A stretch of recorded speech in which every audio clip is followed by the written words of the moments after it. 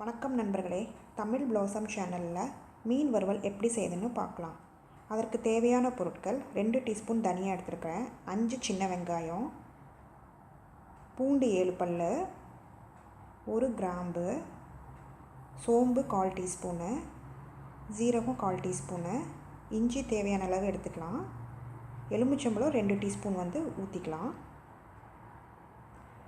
கருவேப்பிலை சிறிதளவு எடுத்துக்கலாம். அரிசி மாவு 1 டீஸ்பூன் எடுத்துருக்கிறேன். உப்பு தேவையான அளவு. பொட்டுக்கடலை மாவு 2 டீஸ்பூன் எடுத்துருக்கிறேன். 3 டீஸ்பூன் மிளகாய்த்தூள் எடுத்துருக்கிறேன். மஞ்சத்தூள் தேவையான அளவு போட்டுக்கலாம். மீன் நான் ரோகு மீன் எடுத்துருக்கிறேன், 3/4 கிலோ எடுத்துருக்கிறேன். இப்போ இதையெல்லாம் விழுதாக மிக்சியில் அரைச்சிக்கலாம். வெங்காயம், இஞ்சி, கருவேப்பிலை, பூண்டு, கிராம்பு, சோம்பு,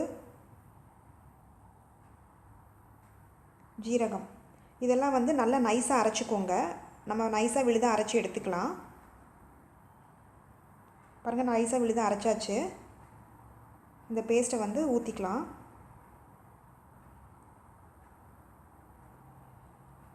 இப்போ எடுத்து வச்சுருக்கிற பவுடரியெல்லாம் சேர்த்துக்கலாம்.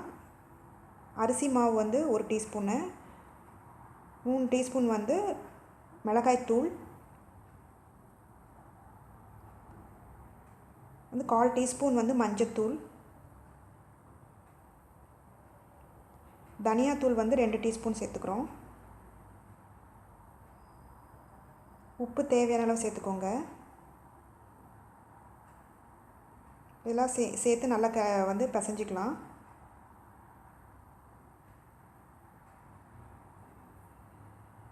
இப்போ பொட்டுக்கடலை மாவு சேர்த்துக்கலாம்.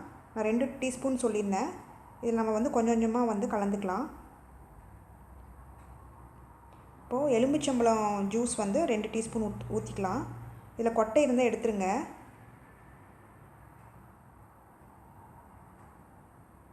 பாருங்கள், ஃபிஷ் ஃப்ரை மசாலா ரெடி ஆயிடுச்சு.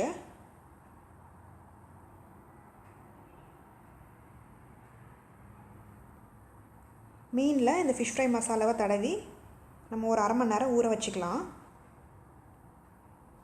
1/2 மணி நேரம் ஊறிடுச்சு. இப்போ மீனை பொரித்து எடுத்துக்கலாம். எண்ணெய் காஞ்சிருச்சு. இப்போ மீன் போட்டுக்கலாம். நீங்கள் அரிசி மாவு, பொட்டுக்கடலை மாவுலாம் போட்டிங்க அப்படின்னா இந்த மசாலா பிரிஞ்சு வராது.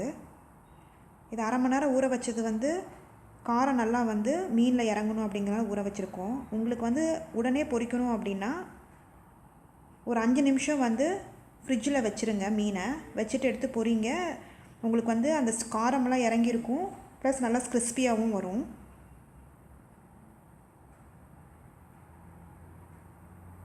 நான் கடலை எண்ணெயில் பொரிச்சு எடுக்கிறேன். பாருங்கள், நல்லா ஃபிஷ் ஃப்ரை ஆயிடுச்சு. மசாலாலாம் பிரிஞ்சு வராமல் பாருங்கள், நல்லா ஸ்டஃபிங் நல்லா பிடிச்சிருக்கு. இப்போ இந்த மீன் எண்ணெயிலே கருவேப்பிலையை கொஞ்சம் போட்டு பொரிச்சு எடுத்துக்கலாம். இது நல்லா டேஸ்ட்டாக இருக்கும். இந்த எண்ணெயில் நீங்கள் இந்த மாதிரி ஃப்ரை பண்ணிங்க அப்படின்னா நல்லா முறுமுறுன்னு இருக்கும். இந்த மீனோடு சேர்த்து இந்த கருவேப்பிலையும் நம்ம சாப்பிட்லாம். பாருங்கள், நல்லா முறுமுறுன்னு ஆயிடுச்சு. இந்த ரெசிபியை செஞ்சு பார்த்துட்டு உங்களோட கமெண்ட்ஸ் என்னன்னு சொல்லுங்கள். இதை பிடிச்சிருந்தா லைக் பண்ணுங்கள், ஷேர் பண்ணுங்கள், சப்ஸ்கிரைப் பண்ணுங்கள்.